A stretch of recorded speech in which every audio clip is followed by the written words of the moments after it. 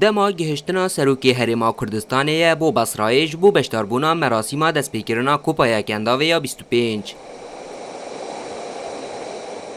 سروک وزیر عراق محمد شیا سودانی سروکی هرما کردستانه نیچیروان بارزانی جبو مراسیمه و خواند بو.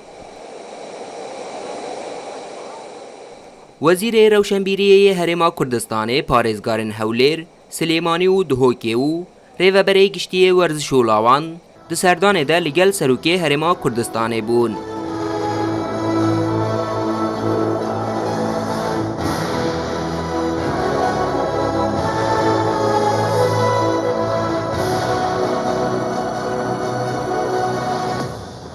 طبعا حدثك مهمة بو عراق يكم جارة لدواي دو صالي 2003 بما ومهمترين حدثك أمر لبصرة وإما بوفدك لهريمي كردستان بو بيروزباي هاتون بو بصرة وبمان خوش بو خوشحالين بم سردان. نێچیروان بارزانی گرنگیەکە تایبەت دەدە وەرزشê û berê ji tora medyaya Rûda wê re ragihand ku gelek ji bezînê hez dike. روجانا من زو هەڵ هەڵدەستم يعني زوو چیە مازم بە پێوەری ساعت 6:30 ئەوها 7:30 ئەکسەریەت زۆر لە دەوام لە مەکتەبی خۆم 7:30 بەیانیان 7:30 بەیانیان حوت هەتا یعنی بینی 7:30 و هەتا 8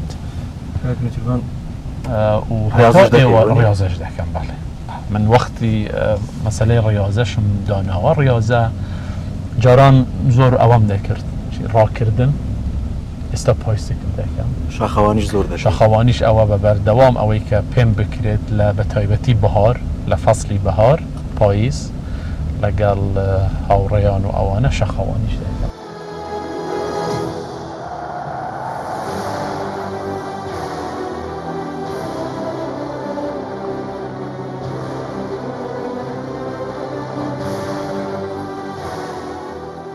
Di merasîma vekirina Kupaya Kendavê de Serokwezîrê Iraqê û Serokê Fîfayê jî beşdar bûn. Kupaya Kendavê bi lîstika di navbera Iraq û Ummanê de dest pê kir û bê gol bi dawî bû.